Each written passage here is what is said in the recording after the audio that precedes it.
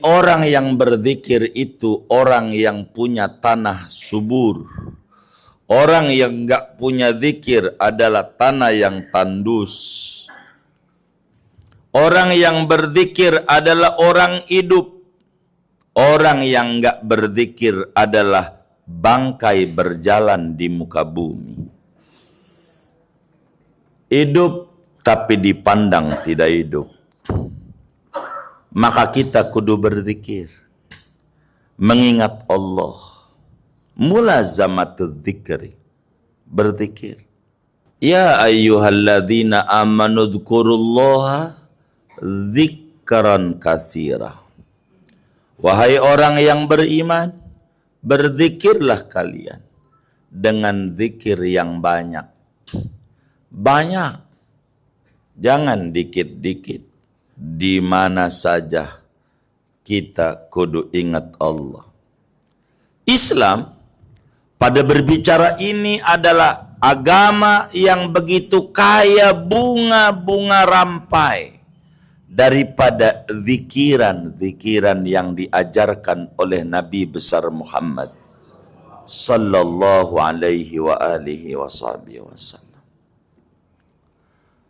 Sampai kita dalam sholat masih disuruh minta hidayah. Ihdinas siratal mustaqim. Minta. Ama orang yang bodoh dikata, ini orang masih bengkok, masih minta hidayah mulu. Justru kudu diperkokoh. Enggak bisa. Begitu. Ini namanya disebut taqwiyatul ba'isil qawi. Cara kita memperkokoh hidayah mauna dengan zikir. Zikir. Baca Quran. Walaupun sehari seain. Seain itu sehalaman. Separuh. Dari ini kan 2 halaman. Selembar itu 2 halaman bolak-balik. Sehalamannya itu biar gampang sekaca. Seain. Ain itu ada tulisan, kalau seain takut bingung, selembar aja. Sabanari. Begitu. Baca. Karena itu paling tingginya ibadah. Sayyidina Anas bin Malik menjelaskan di dalam hadis yang diriwayatkan oleh Imam Al-Muttaqi Al-Hindi di dalam kitabnya Kanzul Ummal, di mana Nabi besar Muhammad sallallahu alaihi wasallam bersabda, afdalu ibadati ummati qiraatul Quran. Paling afdalnya ibadah yang dikerjakan oleh umatku adalah baca Quran. Enggak ada lagi. Yang paling tinggi zikir, baca Quran. Baca Quran. Baca. Nggak usah buru-buru. 1 ayat, baca terjemahannya. 1 ayat, baca terjemahannya. Biar ngerti. Enggak ngerti, masih manfaat.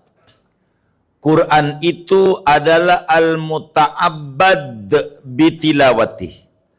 Dapat ganjaran dengan bacanya walaupun ora paham. Walaupun kagak paham, dapat ganjaran. Itulah Quran. Dalam rangka kita berzikir. Dalam rangka kita berzikir. Dapat ganjaran. Quran. Walaupun nggak ngerti.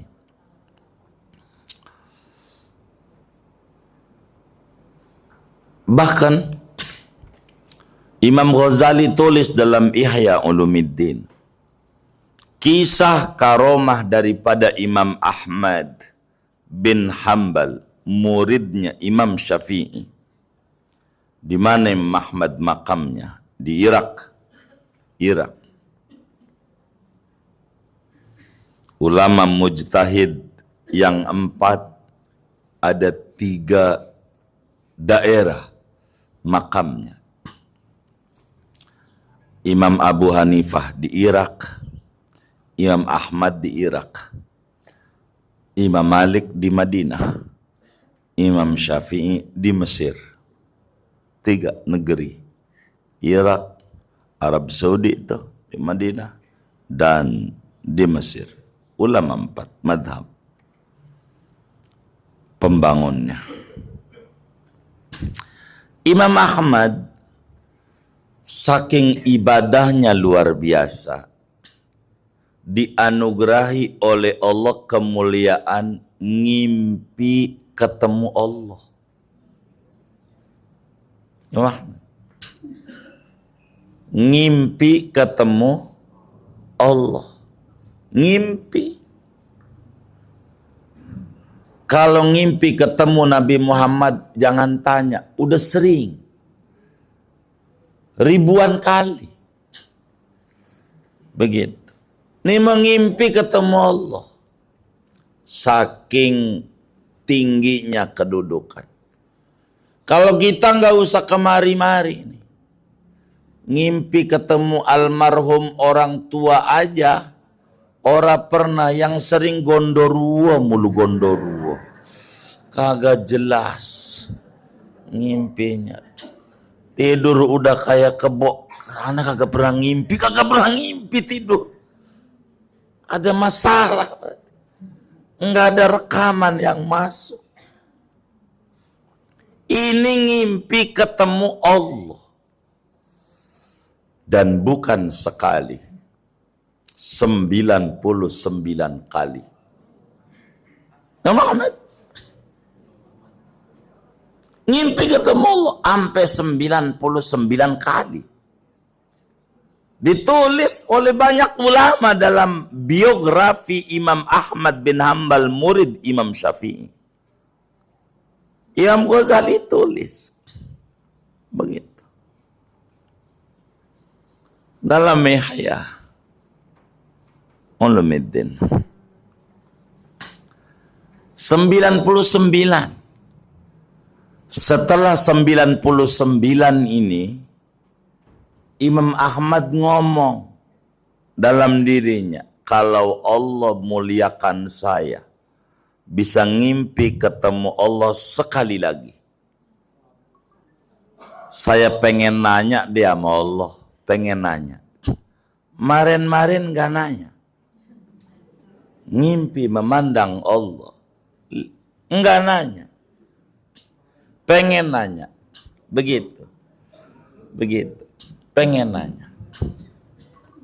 Maka kemudian Allah anugerahi Imam Ahmad bin Hanbal ngimpi ketemu Allah.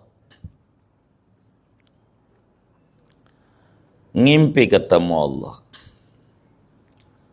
Nanya, ya Allah, ibadah apa yang paling tinggi yang dikerjakan oleh umatnya Nabi Muhammad? Begitu. Allah jawab, qiraatu kalami, membaca Al-Quran. Itu paling top markotopnya. Quran.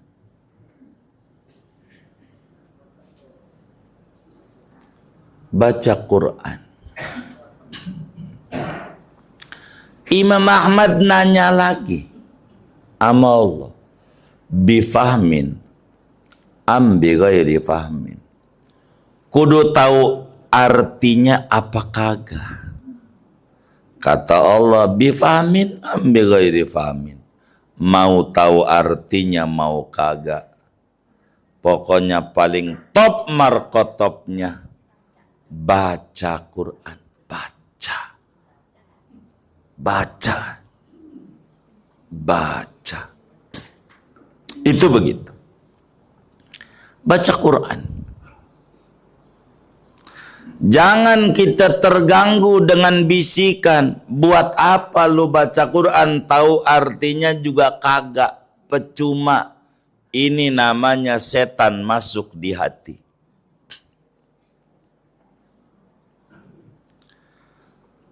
Jangan juga kemudian kita tergoda oleh bisikan, buat apa lu berzikir, lu baca Quran, hati lu masih ingat mana-mana, ingat warung, ingat cicilan, ingat ini, enggak ada khusyuk, buat apa? Ini namanya bisikan setan. Bisikan. Sebab dairatul wilayah ada 4. Lingkaran kecintaan menuju kepada Allah itu ada 4 macam lingkaran. Ringnya 4 untuk menuju dekat dengan Allah. 4 ring, 4 tembok pembatas besar. Dairatul wilayah. Yang pertama, zikir lisan. Zikir dengan lidah. Udah itu, jangan keluar dari itu. Pokoknya baca Quran, baca la ilaha illallah, baca solawat, baca tasbih, baca istighfar, biar hati kemana-mana masih bagus. Sebab ini tahap awal untuk menuju dicintai oleh Allah. Namanya dairatul wilayah. Yang pertama adalah zikrul lisan. Zikir dengan lidah. Apa manfaatnya? Hati lu kemana-mana, ingat warung, ingat sendal, ingat ini, ingat itu, masih bagus. Membatasi lidah supaya tidak berkata yang kagak, namimah, gibah, segala macam. Maka dengan dia zikir ada pengontrolan. Ini pertama. Pokoknya jangan ditinggal, karena itu kata Ibnu Athaillah dalam hikamnya, la tatrukiz dzikra li adami khudurika ma'allahi fihi. Jangan Anda tinggalkan zikir dengan alasan belum ada konsentrasi hati saat zikir. Karena tidak zikir lebih parah. Masih mendingan zikir walaupun hatinya kemana-mana. Mendingan sholat walaupun hatinya kemana-mana. Gua mau udah khusyuk walaupun kagak sholat, kagak. Bohong. Nggak bisa. Namanya zikir lisan. Begitu. Zikir lisan. Baru naik kemudian zikir bil yaqadzah. Zikir dengan sadar. Kalau tadi tidur, ngigo. Kalau dibanding ini. Karena orang ego itu mulutnya ngomong. Begitu. Tergantung yang diigoin. Kalau orang ngaji, zikir. La ilaha illallah, la ilaha. Padahal tidur. Tapi masih bagus zikir lisan. Naik lagi dia namanya zikru bil yaqadzah. Zikir dengan melek. Kesadaran. Melek. Sadar pentingnya zikir. Ketiga, zikru bil hudur. Zikir dengan penuh konsentrasi hati. Dan yang keempat, itu paling tingginya. Zik bil ghaibah. Zikir dengan menghilangkan segalanya yang ada hanya Allah Subhanahu wa ta'ala. Ini puncak tertingginya derajat kewalian. Itu begitu. Intinya zikir. Saya mau dongeng. Dongeng satu kisah menarik. Untuk memperkuat bagian pertama. Zikir supaya hidayah, maunah terus ada. Jadi ada seorang kakek udah tua.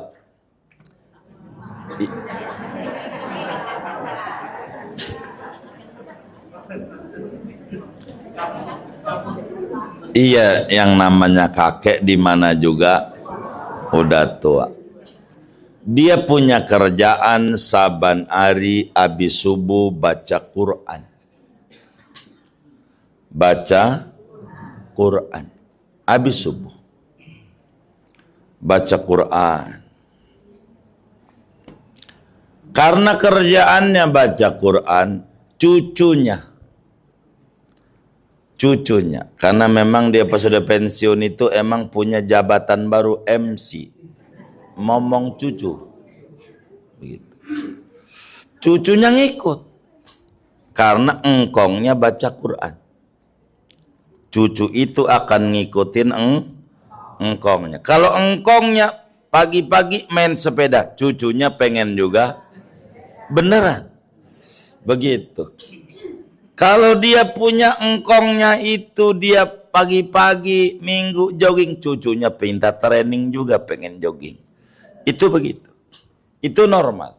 Karena dia apa yang dilakukan oleh yang dia lihat. Dia pengen baca Quran. Lalu ketika dia baca Quran mulai mikir, anak muda zaman sekarang kritis.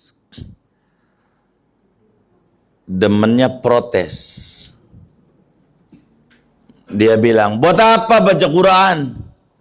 Gua kagak tahu artinya. Apa manfaatnya? Mendingan berhenti aja, Kong. Begitu. Tahu artinya juga kagak. Ini artinya apa? Udah baca aja. Ini bagaimana? Nggak tahu artinya. Saya moga kalau nggak tahu artinya ada manfaatnya. Apa? Pokoknya baca aja. Jangan tanya apa manfaatnya, baca. Dia kemudian itu nggak mau berhenti. Kalau kamu mau berhenti, mendingan kamu isiin kolam kong aja. Kolam. Orang dulu tuh kalau wudhu pakai kolam. Bak mandinya gedean. Bak mandinya lumayan. Bak mandi orang dulu bisa panjangnya 4 meter. Iya. Orang dulu. Gitu di rumah itu. Di rumah gede. Iya, gede, kolam gede, udah kayak kolam renang buat anak-anak, gede bang. Kata dia, isi aja kolam tuh. Kalau lo kagak mau baca Quran, isi kolam. Pakai apa? Itu ada bakul. Pakai bakul tuh. Iya baik. Maka kemudian dia lari. Emang juga rumahnya dekat kali. Waktu itu belum ditembok kalinya. Gara-gara ditembok surutnya lama. Emang begitu. Nyalahin tembok.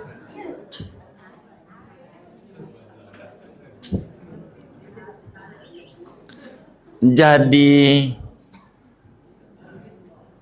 rumahnya dekat kali.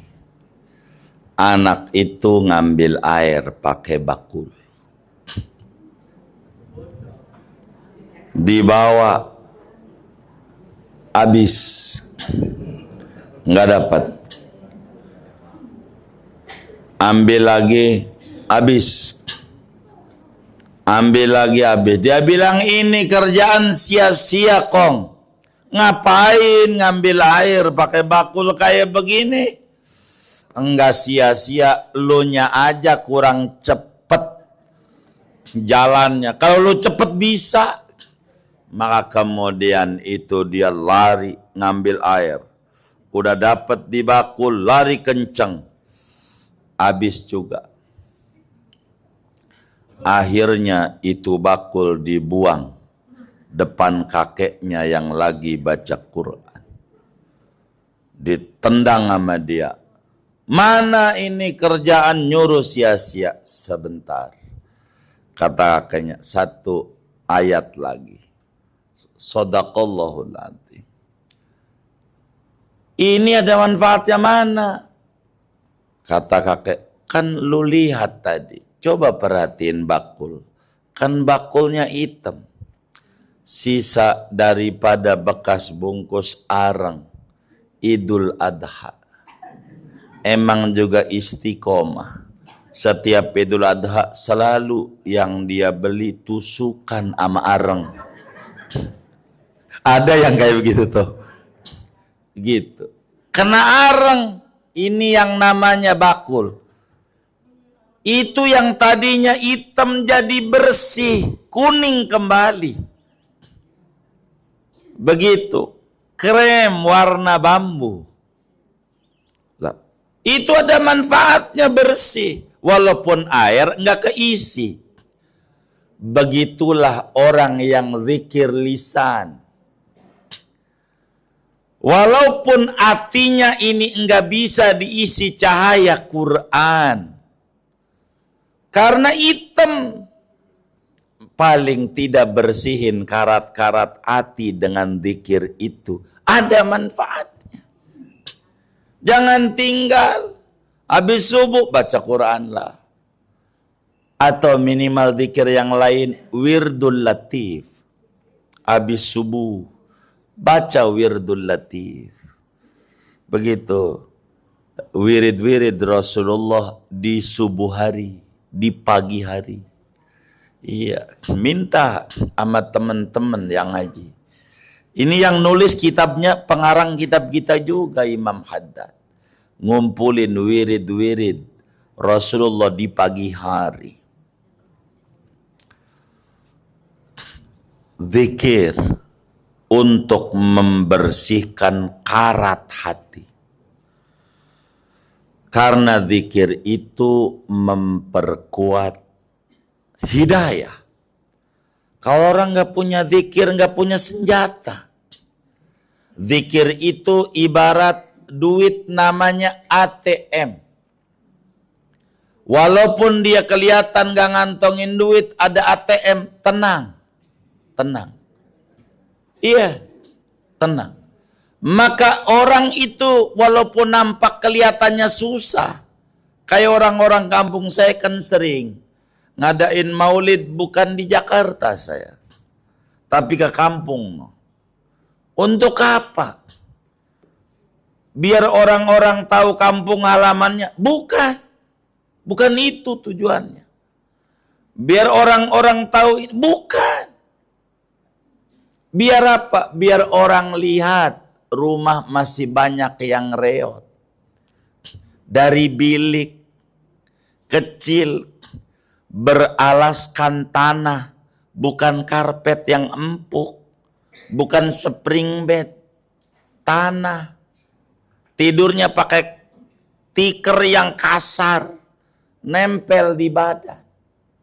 Kecil, rumahnya reot-reot. Tapi malamnya tahajud sampai 12 rakaat.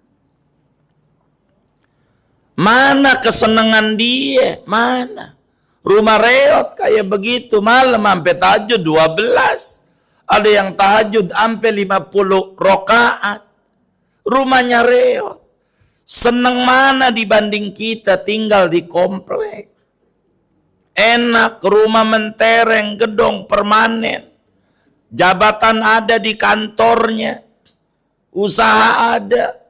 Tapi ngapa kita kalau malam ngorok mulu? Ada apa kok dia diundang oleh Allah untuk deket? Kok kita kagak? Begitu. Kalau ngomong senang, senengan kita. Kok senengan dia? Ini kita belajar dari kayak begitu. Sebetulnya kebahagiaan tuh mana? Dia bahagia. Kok kita nggak bahagia? Ada apa ini? Begitu. Biar kita lihat. Masih banyak yang susah. Nggak perlu kemudian kita merenung. Nggak perlu kemudian kita stres. Nggak perlu kita ngelamun. Yang kagak-kagak. Maka saya sering bilang, keluarlah dari rumah. Al-harokah barokah. Gerak dari rumah. Nanti banyak keberkahan. Ngeluyur kemana? Biar kagak mumet itu otak. Mumet. Biar gak mumet. Kalau kita keluar ke majelis ke rumah temen, kemana aja. Nanti pas ngobrol kita bakal nyengir lebar banget di hati. Di hati. Bila diungkapkan apa yang di hati dengan kata-kata lidah akan berkata, dah gua kira yang susah gua doang. Parahan dia. Cuman kagak berani diomongin doang. Begitu, keluar. Biar kita jangan banyak nyalahin Allah. Biar berzikir. Zikir tuh perlu. Zikir. Yang tertingginya zikir baca Quran. Kedua, baca solawat. Itu zikir untuk memperkuat ba'is qawi. Banyakin baca solawat. Banyakin. Solawat mau macam-macam. Bacaannya jutaan bacaan. Mana yang kita suka jalani?